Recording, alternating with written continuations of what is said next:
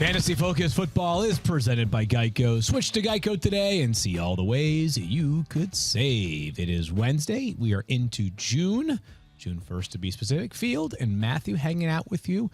Daniel actually wasn't in the studio as the music hit, and I was wondering if perhaps he was setting us up for something and there was some sort of ruse in play here. Like a big reveal. No, I'll tell you exactly what it is. Oh. Daniel likes proving the fact, listen, you don't really need me, and this is just more proof of it. That's not true. Yeah, Daniel. Not true. I'm just Your response to that matter. I had to poo. Okay. That was not what I was expecting you to say. Okay, well, but we're everything live, goes. so there we go. Yeah, we're live, so there's no way to edit this thing out. Good to be on with you guys today. Good to be on with you. So it's June. Say what you want about Daniel Dopp. He is at least here. I mean, he showed up a few seconds late. Yeah. But No, you know he's what? here. That's right. I feel like there's somebody who isn't here. You know what he does? So yesterday was 100 days until the NFL season begins. Yes, I saw that tweet. Good tweet. On NFL Live, we did a theme of keeping it 100. Oh, I see what you guys did. Yeah, they're very clever. And people, I think, very quickly were like, that sounds awkward when Field says it, right? Sure. So I'm going to make sure that going forward, I say keeping it 100 as much as possible. 1,000%. So Lean Daniel into it. always does. Yes. Keep it 100. He does. All right, now I've effectively retired from saying. I'm just going to say, I'm either going to say like he keeps who it has real. not is Starfania Bell. Once again, Queen of the Boondoggle. I don't know, the world's longest vacation. Did I hear last. accurately? She is jumping off of cliffs in Jamaica. Is that correct? I think that was last week. I believe this time she is now in Aruba, and then, or wait.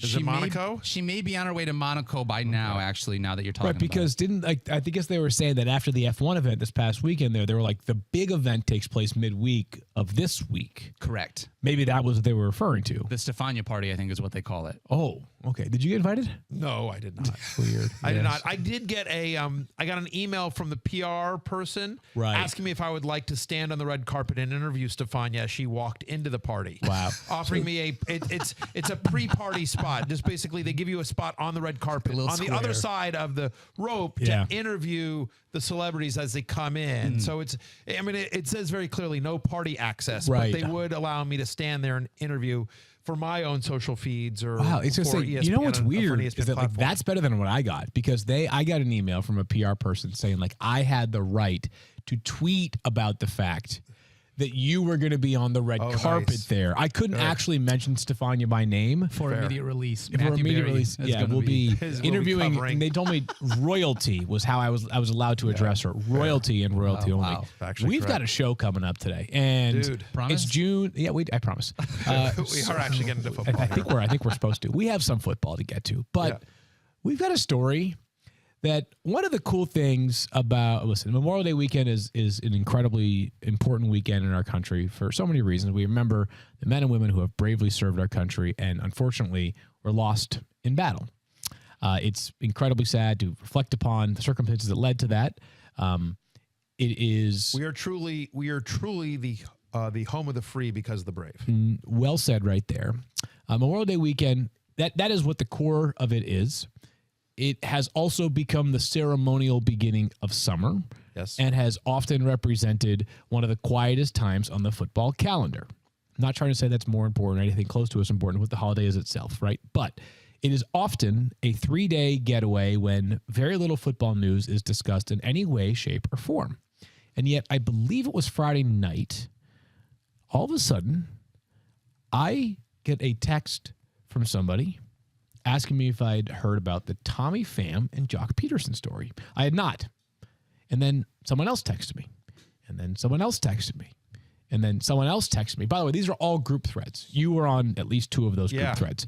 Within the like amount of group threads I was on and about that situation is it was crazy. I actually might have been on one with Tommy Pham. I have to check. It was unbelievable. So we're going to talk about that situation in great depth and not just recap it and not just tell you the same things that you have read about over the past few days, but just offer a little bit of insight as well into maybe some guidance of how to be the best commissioner that you can be if you choose to take on that responsibility, which, although inglorious, is also invaluable to fantasy football. But because we have a responsibility, we're going to do just a scotch of news before we get to that story. So the Cardinals recently signed Darrel Williams to a 1-year deal, Matthew. Yeah.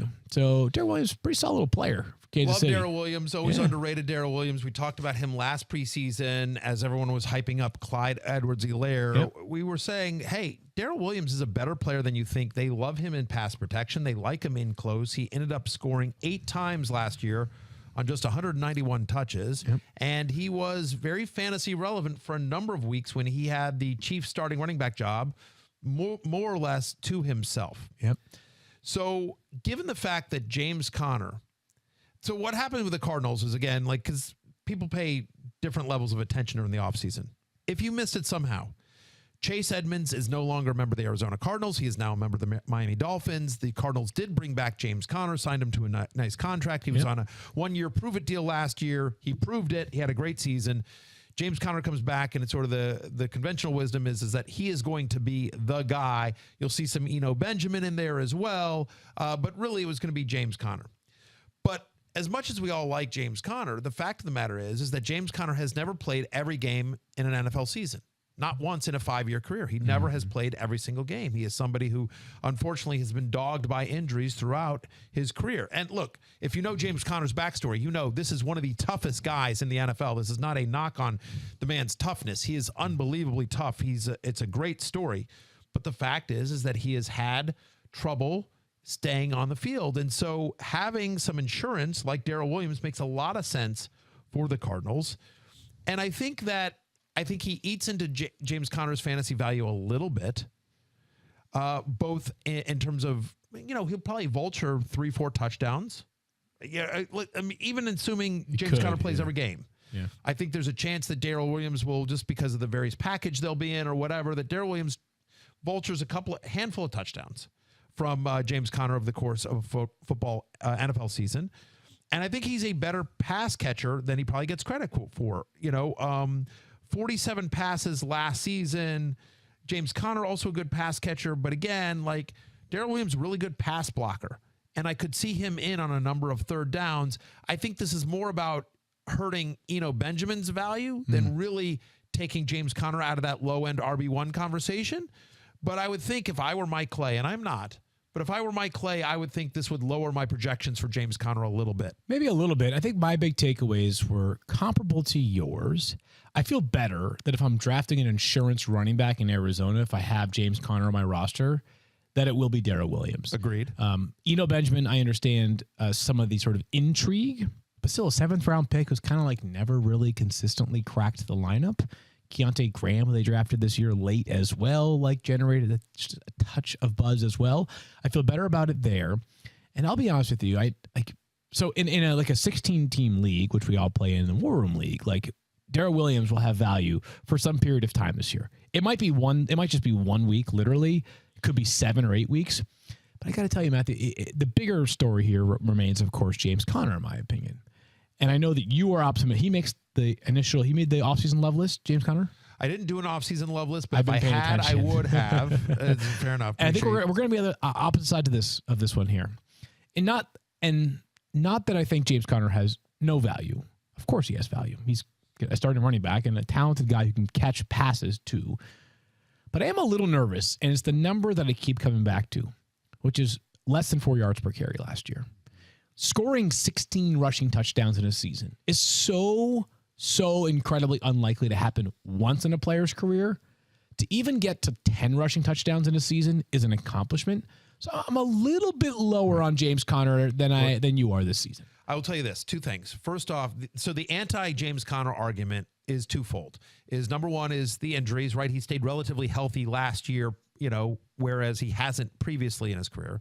And the other one is, right, touchdown regression. I believe he had 18 total touchdowns. He had the 16 rushing, and I think he caught 2. Someone keep me honest if that number is wrong. But I believe he had 18 total touchdowns last year. My counter to that argument against is that I actually don't think the touchdowns are that fluky for 2 reasons. Now, listen, does he get to 18 again? I don't know. But I think that assuming he has relatively decent health, he absolutely gets to double-digit touchdowns. Interesting. Yeah, I guess. And here's what I will tell you why. So first off, we both agree pretty good at the goal line, right? He's an efficient runner. He has, throughout his career, he's been very good. He has a nose for the goal line, as they say. The second thing here is that look at what Cliff Kingsbury has done in Arizona. One of the most crazy stats to me wasn't last year, but 2 years ago, when Kenyon Drake, literally Kenyon Drake, and you think about how Kenyon Drake is built, Kenyon Drake literally was top 2 in the NFL in goal-to-go rushing attempts. Over the last 2 years, the Arizona Cardinals have been one of the NFL league leaders in rushing attempts in goal-to-go opportunities. And obviously, some of that is because Kyler Murray is athletic, and they use him on rollouts in different ways to take advantage of his wheels. But they like to run and when they get in close. And this is an offense that we think will be one of the best ones in the NFL and that will be in scoring position often. And so I actually don't think that the touchdowns for James Conner last year were super fluky. If you go back and read my love-hate from last year, my preseason love-hate from last year, James Conner was on it. And I was like, he's being way undervalued because I'm telling you, he will score a lot of touchdowns in this offense, which is exactly what happened. I'm not worried about the efficiency because it is such a high-volume offense, and he doesn't have a ton of touches, ton of competition for touches, including Darrel Williams, who I like. I'm a Darrel Williams fan, but I agree with you. Darrel Williams, to me, from the Cardinals' point of view, is much more about depth for that team than it is about, hey, we're bringing in someone else here to split the load with James Conner. I'm going to say that, just to clean this up, James Conner had 15 rushing touchdowns, 3 receiving touchdowns last year for a total of 18. Yeah, like, I just think it's so I was right about the total of 18, and Field was wrong about the 16. The 16. Okay. So you both, double win for you. Nice job. Double win for me. Wow. I just say, like, it wouldn't stun me. Podcast now, like I'm just absent Derrick Henry, Jonathan Taylor right now, LaDainian Tomlinson, he was cooking. Like, absent these guys who are truly like one of a kind. Not one of a kind, I suppose, but you get what I'm saying. Truly built different. Yeah. I don't know. Like if James Conner is a nice player, he's not a special player the way that LaDainian Tomlinson is a special player. No one would be surprised if James Conner had 6 rushing touchdowns this year. If he was healthy, I would be. I would be surprised if he had that few. Is he any more likely to get into the end zone than like Dalvin Cook, in your opinion? Yeah, but Dalvin Cook's like way better, way more explosive. The point I'm making is that rushing touchdowns are just so hard. But Dalvin Cook's going at least a round or 2 ahead of James Conner. No. What I'm saying is that like how many years has Dalvin Cook had? Like I'd have to check, and maybe I'm way off, but like I feel like there have been years where Dalvin Cook has had like 6 rushing touchdowns in a season, and we're just like, oh, like but that's just how the cookie crumbles sometimes. Again, Dalvin Cook is also a 3-down back who never comes off the field, who's much more involved in the passing game than James Conner is, and is a guy that can break an 80-yard. Right. You're missing the point though. Is that we don't what the point I'm trying to make is we don't reflect back on Dalvin Cook's year last year and be like, man, like he really didn't do that much. He had exactly 6 rushing touchdowns last year. The point I'm trying to make is that like James Conner could have 6 rushing like it's not like people are saying the narrative surrounding Dalvin Cook is he got woefully unlucky last year. No, like just some years you only have 6 rushing touchdowns. So the point I'm trying to make is simply that like if James Conner has like 900 rushing yards and 6 rushing touchdowns this season, wouldn't surprise me that much at all. Now, could he have 1,200 rushing yards and 12 rushing touchdowns? He could. I just might be hedging my bets a bit more than you are. For the record, if he hits 900 yards this year, it'll be the second time in his career he's hit 900 rushing yards. If he hits 1,200 rushing yards, it'll be the first time ever he's had over 1,000 yards. If you buy James Conner this year, and again, I am as a RB2, a high-end RB2, like I'm as a top 12 guy. Yeah. And so you knock him again a spot or 2 for the Daryl Williams signing, but ultimately, if you are buying James Conner this year, you are buying that you think he will stay relatively healthy, and you're buying the role on that offense. Mm-hmm. Yeah. So to be honest with you, like I actually, my James Conner evaluation wasn't is not impacted by the Darrel Williams thing. It was just sort of a way to get into my point that I'm less optimistic than you are on James Conner. And by the way, we'll find out.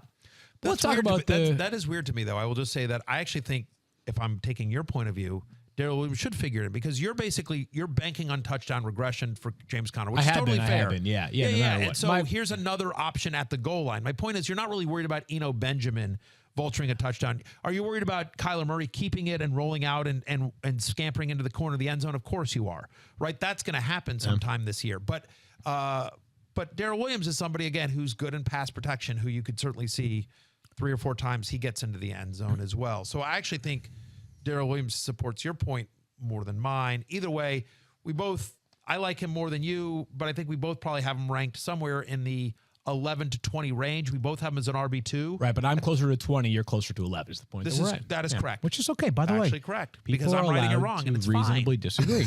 It is completely fine. One of these days, we're going to figure out how to have a that. conversation about players that's like actually tighter and efficient, but that day will come. Let's get to the story that is the real reason why not just we're here today, but why not just that this show exists, but why ESPN exists. It's for stories like this. Yeah. Tommy Pham, for those unacquainted, just to give you a little bit of the backstory, but not the entire backstory, is a player currently of the Cincinnati Reds. Before the Reds, he played for the San Diego Padres. He's also played for the Cardinals and the Tampa Bay Rays, amongst other stops along his professional journey. He was part of a league of MLB players, not from the same team, a collaboration of teams. These are not guys who all went to high school or college or played some, elite league in their teenage year or something together. These are just a collection of guys who share a passion and interest in fantasy football. This league required a $10,000 buy-in, so obviously this was for serious players only.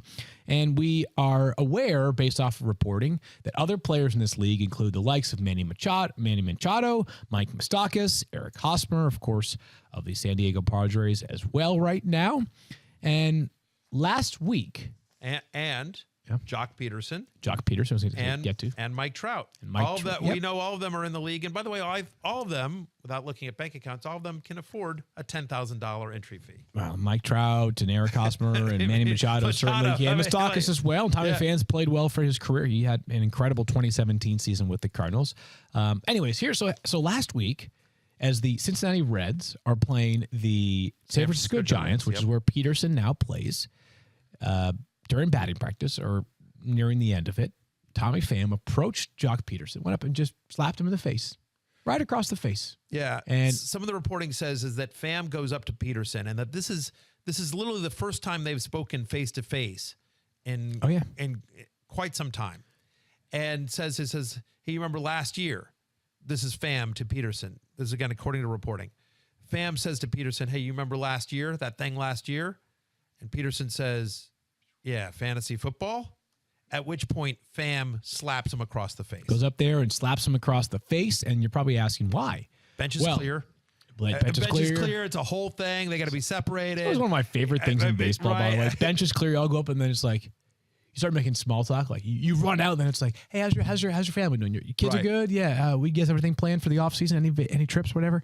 Anyways, so what happens, as you said, Tommy Pham goes up and he slaps Jock Pederson across the face. Pederson does not retaliate. He just sort of takes it in stride. He has a sort of Chris Rock. I was just going to say very Chris reaction, Rock reaction of just like more surprised.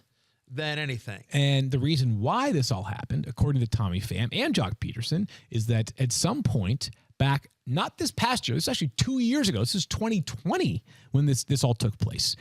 Tommy Pham is disappointed or was disappointed in Jock Pederson and remains disappointed in Jock Pederson because he believes that not only did Jock Pederson sort of circumvent rules in their league, which was played on ESPN, by the way, but after... whether you want to call it circumventing rules or just flat out breaking rules or interpreting them in a way that was clearly immoral in the eyes of Tommy Pham, that Jock Pederson... probably unethical. I don't think immoral, I think, is a different... Immoral? Right? Is it moral or is it ethics? Immoral? I mean, whatever. Daniel, you're both immoral and unethical, so you tell us. Wow. Yeah. Wow.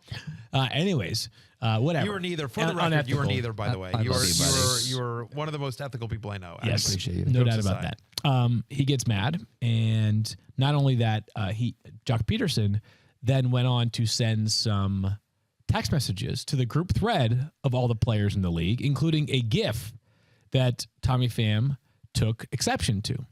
The amazing part about this is that Jock Pederson detailed all of this information in like a 4-minute stand-up with the media in the locker room before or after a game.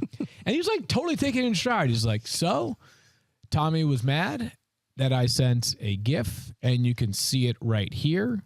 And that was the reason why he was mad at me. Tommy Pham claims there was more to it and more GIFs involved. Right. But what's weird here, Field, is that Pham and Pederson seem to basically agree on the facts of the case, so to speak, which is they both agree. Here's what they agree on. Here's what the two men agree on: that they're in a league together. Yeah. That Jock Pederson placed a player on IR. Jeff Wilson Jr. No. Pham had Jeff Wilson Jr. I'm sorry. So, Yes. So Pederson placed a player on his IR spot, and that he did so. That move was allowed the way the league was set up on ESPN.com. We appreciate them being company men, and that Pham accused Pederson of hoarding players, to which Pederson said, "You're doing the same thing with Jeff Wilson Jr." Pointed this out. And that they agree on all that was the dispute. And they also agree on the fact that Pederson sent some text messages, that they're in a group chat, a text message group thread, where he made some jokes, both at Pham's expense and at the Padres, his former team's expense. They were struggling in the playoffs and with high expectations. He showed a GIF of like three weightlifters, like basically throwing up weights in the air. Yep.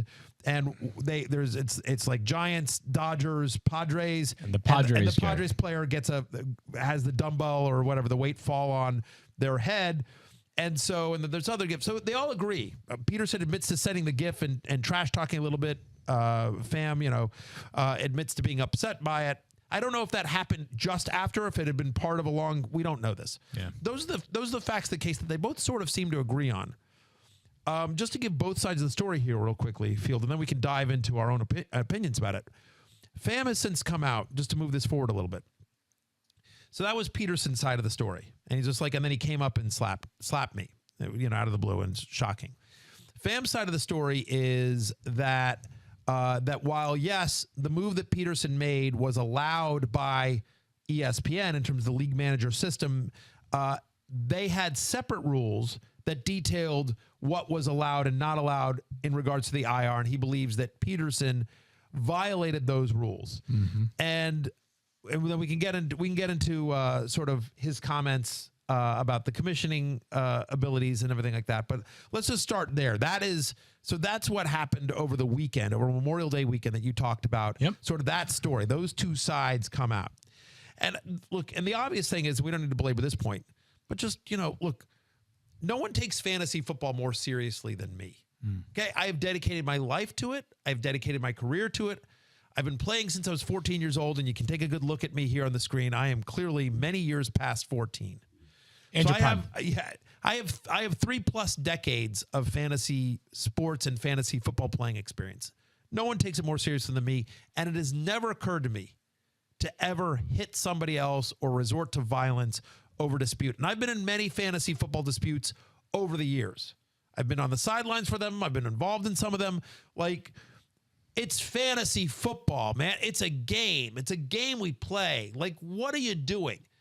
And Tommy Pham is like, hey, man, you're messing with my money. That was part of his argument, was that he felt like he was messing with his money. And I hear you, but like, if you can't afford that entry fee, you shouldn't be in that league. And that's one of the ironic parts here, is that the league entry fee was $10,000. He got suspended for 3 games by Major League Baseball for this slap, which cost him over $133,000 in game checks. So like, he cost himself whatever 13x what the league buy-in was by reacting this way. So number one is that's insane. It's also, or at least I think the action is insane, I should say. The other thing is that I am shocked by the fact that it's 6 weeks late, at 6 months or whatever longer that, this is festered. Here's another thing that came out about this, Field. Tommy Pham claims that he was in second place when all this happened in the league, and he quit the league. Who quits a league? You don't quit a league. You don't quit a league. Like, even if you're out of it, you set your lineup, you play out the string, you have some pride and some honor in the game because your matches matter to other people in the league. You don't quit the league, Field. Agreed. Agreed. Let me ask this. Is there any summary points that you guys feel like we haven't yet mentioned before we get into our thoughts on the situation that are deeper than just the Cliff Notes? Deeper than the Cliff Notes? No. Okay. So because there's no payoff. It's not like, hey, after the fact they've since decided. There's one last thing. And okay. One last thing. And this is a continuing situation because I think the story is going to continue. But the last piece of sort of news about this story is that today, Tommy Pham came out, or there was a story that came out, Tommy Pham talking about this incident with a number of reporters, mentioned that he put some of the blame of this incident on Mike Trout, who is the commissioner of this league. And Tommy Pham admits, hey, he was a reluctant commissioner. He didn't want to do it, but he was sort of forced into it. He agreed to do it. But Pham's point of view is that Mike Trout should have been stronger in sort of his ruling on this subject, that he could have made this all go away, that, there was a disagreement about how the IR was used in this league between Pederson and Pham, and that Trout could have ruled and apparently did not enforce the rules that, as Pham sees them, were separate than what are the rules on just the website, just on ESPN. Okay, so there's a lot that we have covered here. So just taking a step back here for a second. And the last thing I'll say is I am sure we are taping this on Wednesday at 2:00. Yep, it'll change. Yes, my guess is that when the Angels play tonight, I believe they play tonight. When the Angels play tonight, either pre or post game, Mike Trout will meet with reporters and they will ask him, somebody's going to ask Mike Trout about this. And my guess is Mike Trout will have a response. I feel like that will continue the story.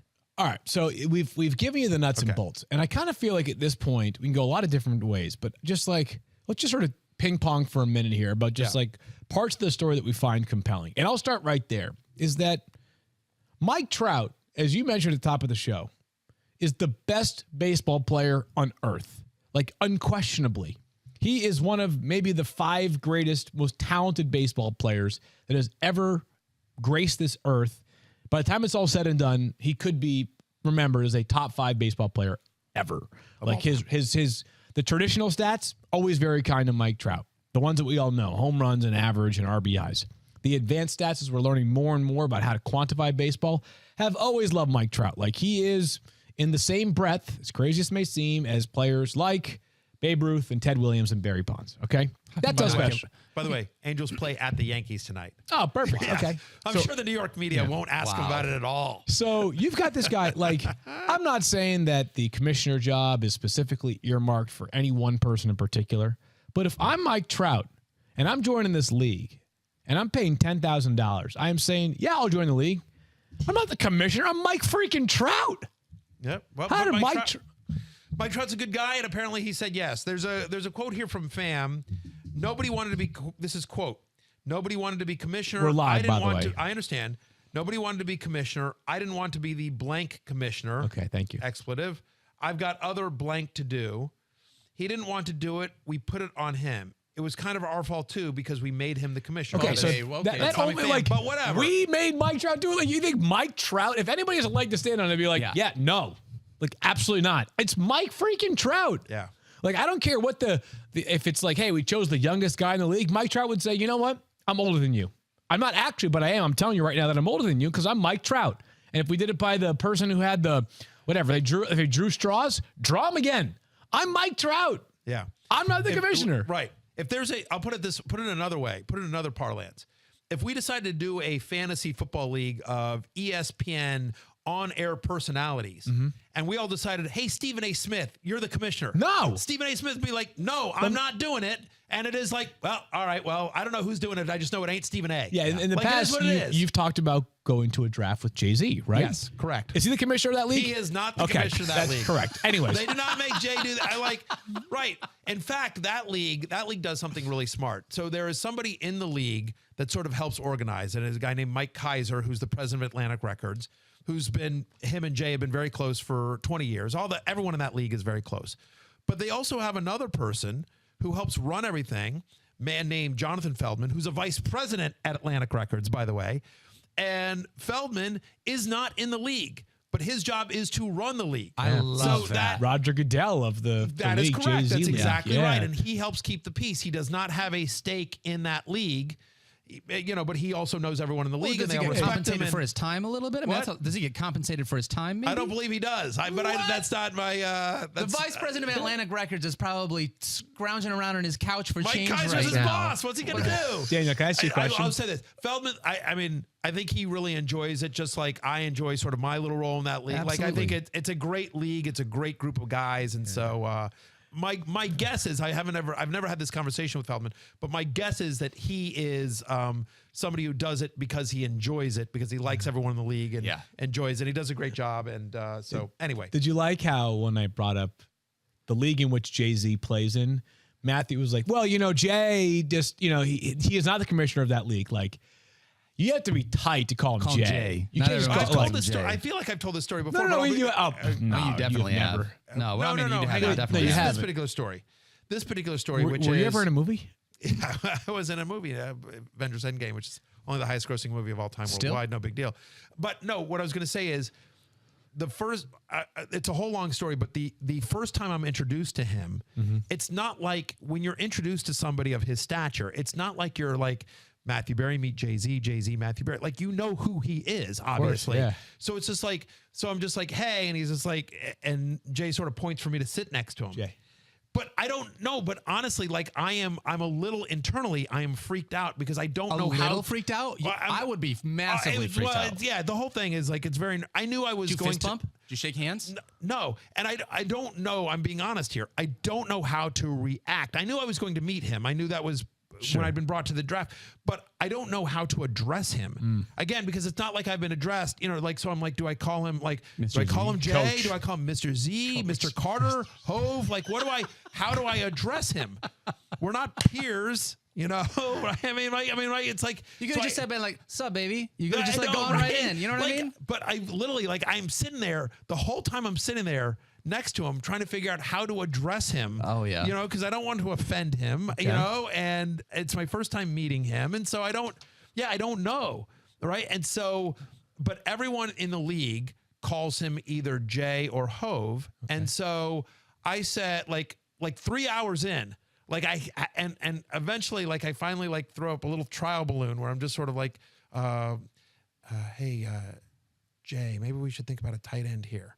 I just sort of throw that out there, and he didn't react negatively. He didn't all right. Hey, look at me weird, who are you to address me by my first name or anything like that? So, I just sort of, so yes. So do you think I've known him for a decade now. So yes, I can call him Jay. Do you think people in the baseball league call him Mr. Trout, or do you think they call him Mike? I mean, knowing that they're call him God. Is what they should call him. He's Mike Trout. He's God. Anyways, we have a few. Let's get to a couple of minutes of this. So, all right.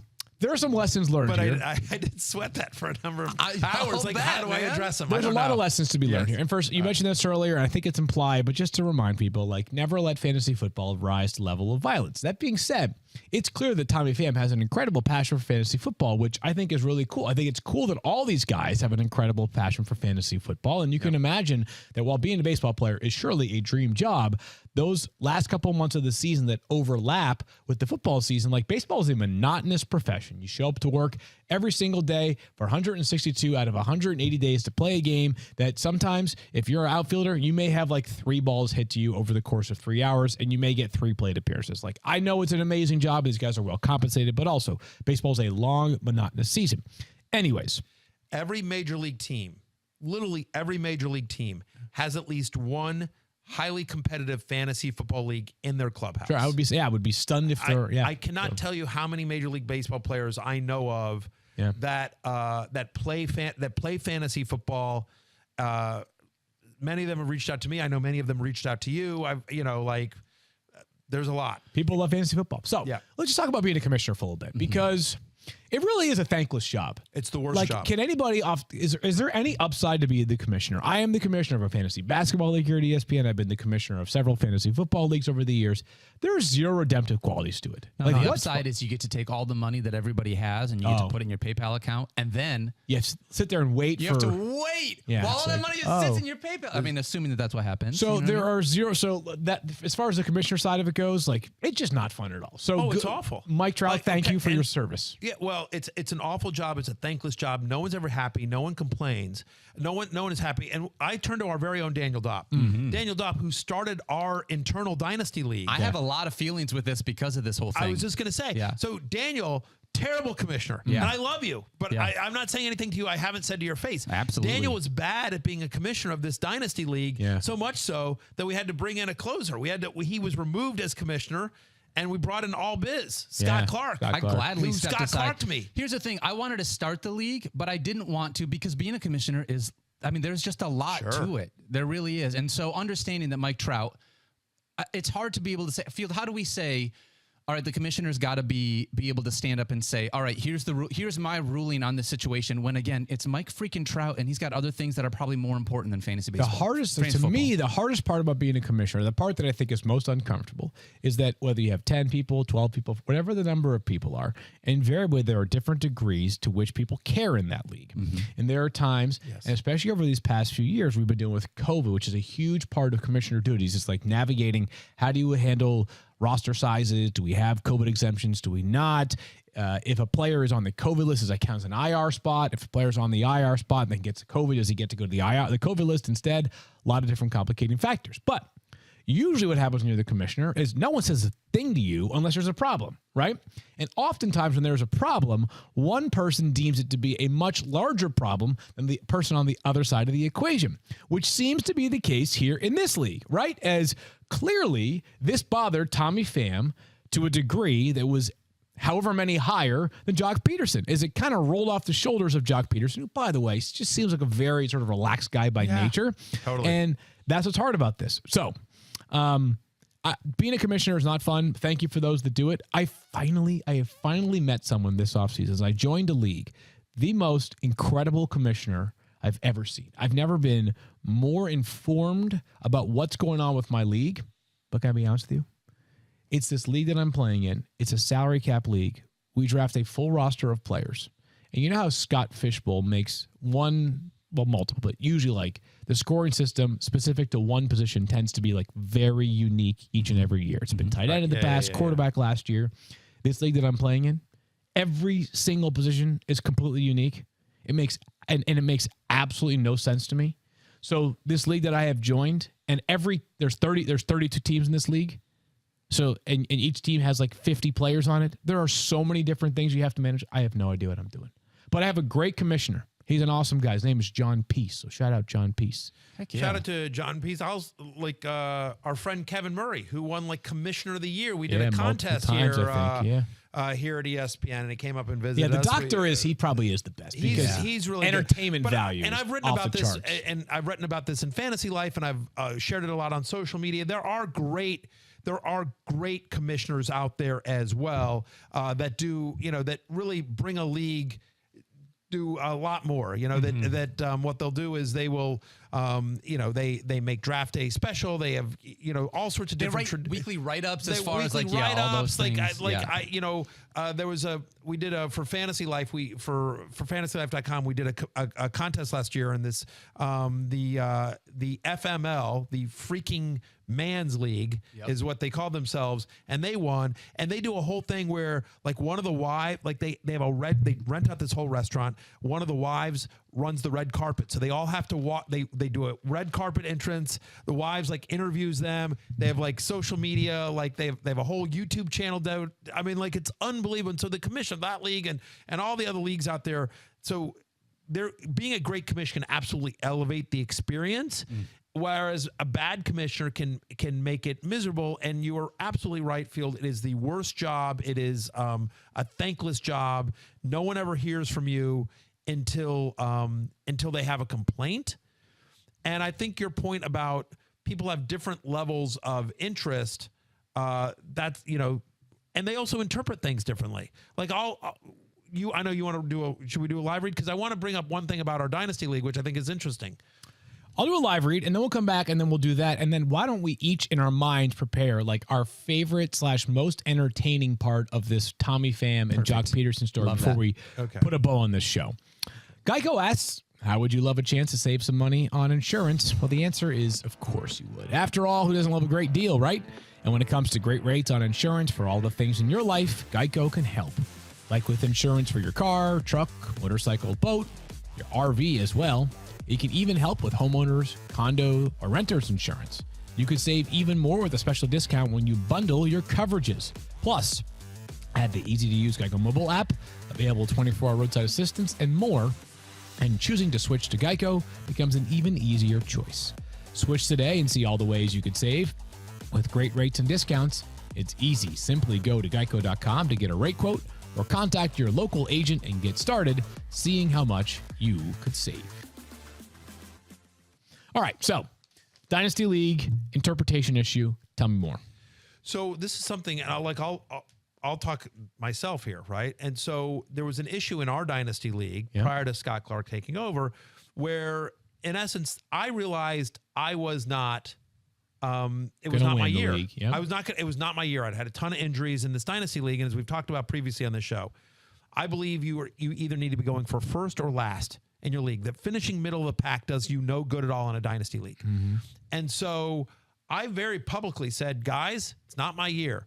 I sent out emails to the entire league. I am willing to trade stars for picks, or older guys for younger guys. I am tanking for Trevor. So this is 2 years ago for Trevor Lawrence. Like I am very public about this. And I start actively tanking. I'm still setting a lineup every week, but I am not trying to win. And there was a dispute from somebody else in the league saying like, hey, how dare you not try to win? And I'm like, I am trying to win.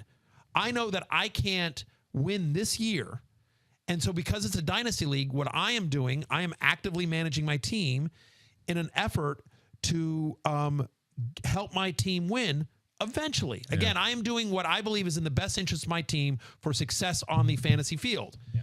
And the answer to that was was to try to build a roster that would not be competitive that season, but one that would be competitive in the future. Right. And I don't want to call this person out by name because they're not here to defend their side of it, but this person's point of view was you should be trying to win every single game. You should be trying to finish as high as you can every year, and because that affects other people in the Dynasty League. And so I don't think that person was wrong in in their point of view, but I also don't think I was wrong. It's just an interpretation, and we didn't have any strong anti-tanking rules. Right. You know what I mean? I'm just like, I felt like in the spirit of fantasy football, I was doing what I should do, which is managing my team to the best of my ability to set me up for success. Mind you, you're very specifically talking about Dynasty and not redraft. Correct. Like if this was redraft, totally different conversation. Totally different conversation. Yep. I agree. Yeah. I've always felt like, and not that this is the point of the conversation, but if you're going to have a Dynasty League that allows people to tank, that there should be a lottery, so to speak,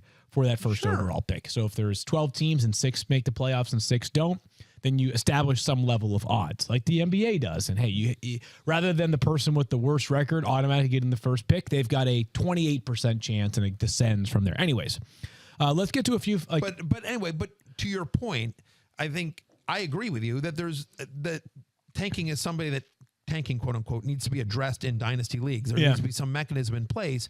And that was, I think, where the dispute and like me and this other manager, we never came to blows. We're still friends, and we're still friends. And it was just, we exchanged a couple of, emails or texts. I forget which it was, where we both expressed our own viewpoints. Yeah. But my point is because there wasn't a strong rule in place, that's where a dispute comes up. And so that would be my biggest thing is, and then we can get into the last, but my biggest thing is that every league needs to have a strong commissioner, needs to have a strong set of rules.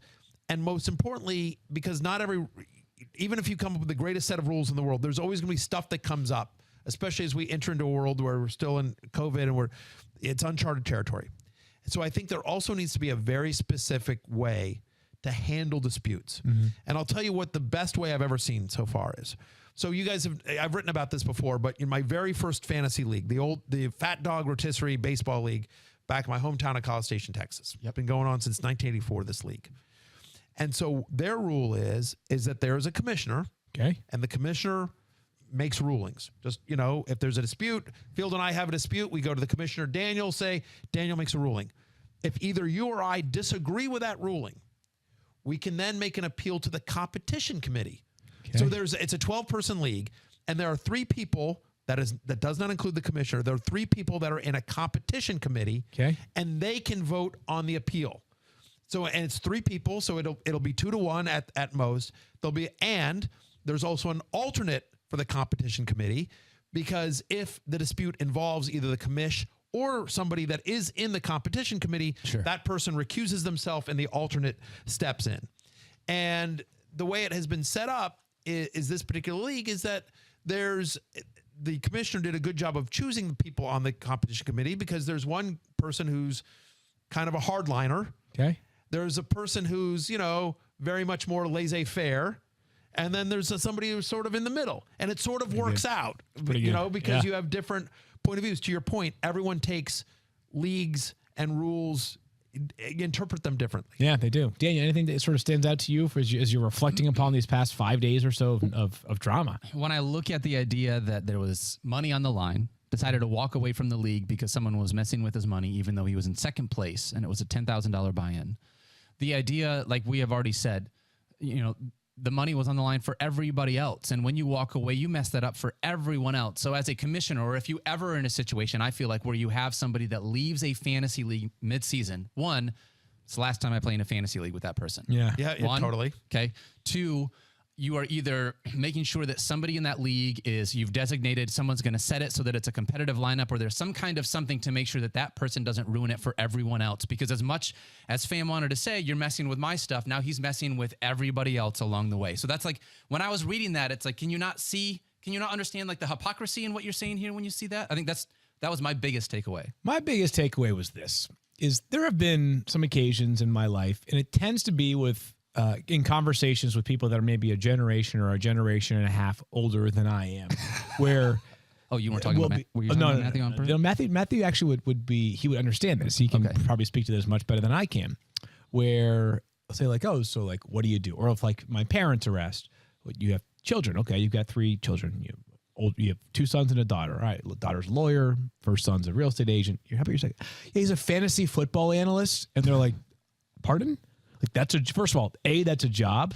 B, like, what do you do when it's not football season? And I feel like this sort of perfectly captured that, like, if you play fantasy football, I'm not saying you condone it. I'm not saying that you agree with it, but you get the passion. I'm not saying you get the actions, but you get the passion. You absolutely get it. Right? Like you're sitting here and you're like, listen, I wouldn't have slapjacked Pederson. I wouldn't have come close to it. But I've been pissed about people circumventing rules in the past myself, right? And this is the beauty of what we do, is that over the next 7 or 8 weeks, it's going to be pretty quiet on the news front, barring things that we aren't currently expecting. But at some point over the next like 6 or 7 or 8 weeks, there's going to be like a guard, some random guard who has been unsigned for 4 months, who signs like the Bears. And he's going to make $3 million next year.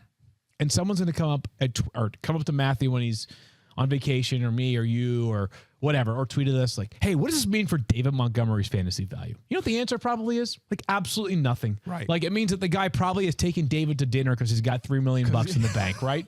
That's about what it means.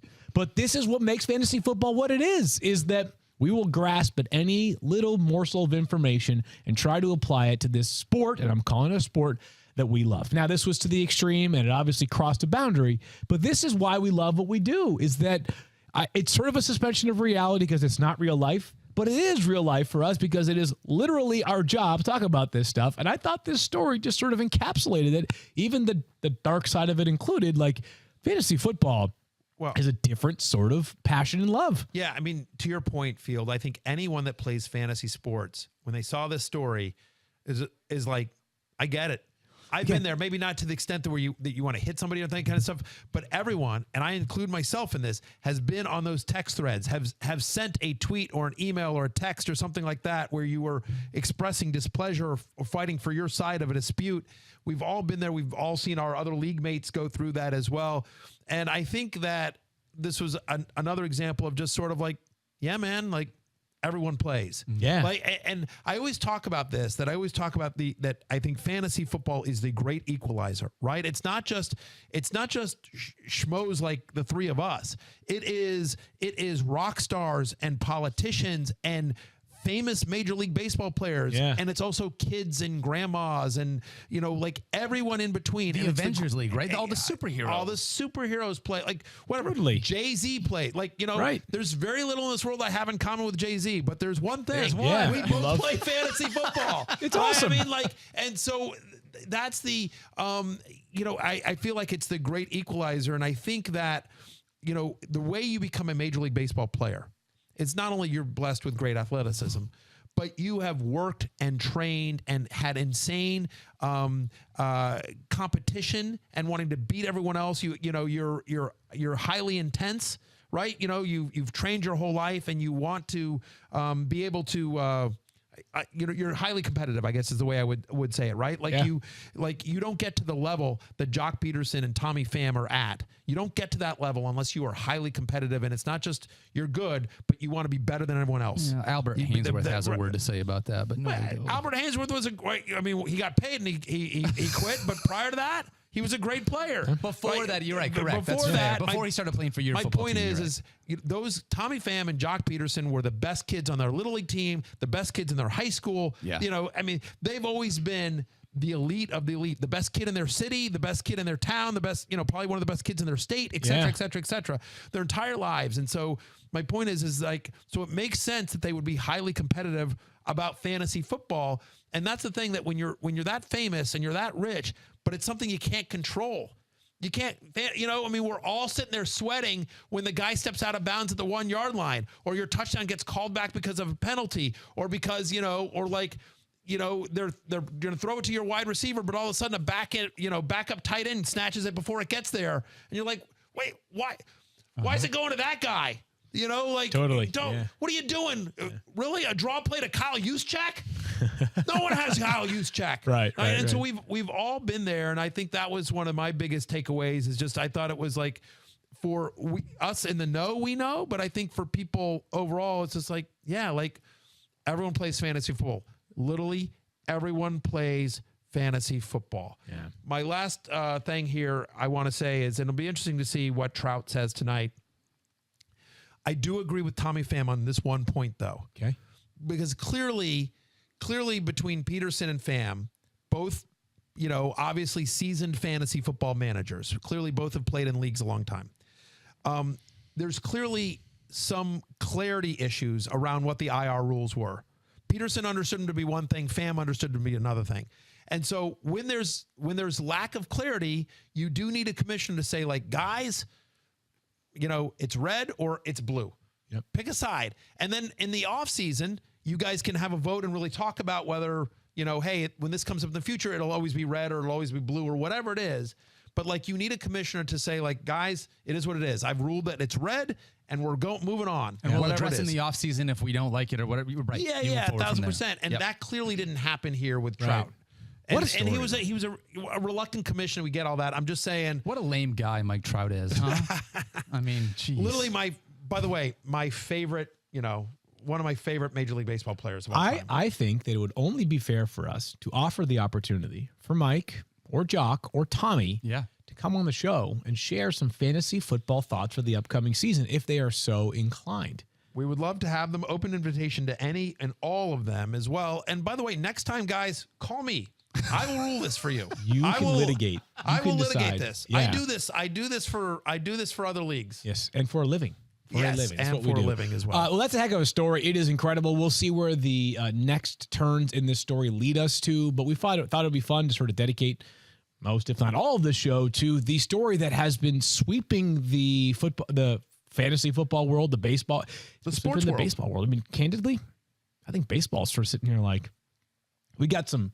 It's hard. It's hard to generate buzz for a team. The Reds are they're the worst team in baseball right now. Like, this has been the most prominent story for the Reds this year, other than the fact that the Reds continue to lose a lot of baseball games. I think they also lost a game in which they didn't allow a hit as well, which that seems improbable. It's confirmed to the Pirates, which is not. That's incredible. That's like the Lions losing to the Green Bay Packers last year and never actually trailing the entire game because you lose at a field goal. At a moment in the sports world